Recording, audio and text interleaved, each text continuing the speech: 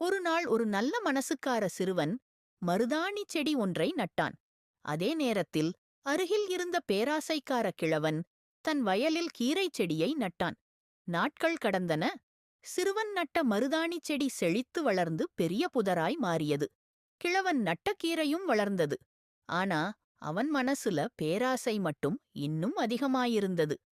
ஒருநாள் சிறுவன் மருதாணி இலைகளைப் பறித்துப் பார்க்கும்போது அதிசயமாக அதன் உள்ளே இருந்து வெள்ளி நாணயங்கள் மினுமினுக்கி விழத் தொடங்கின.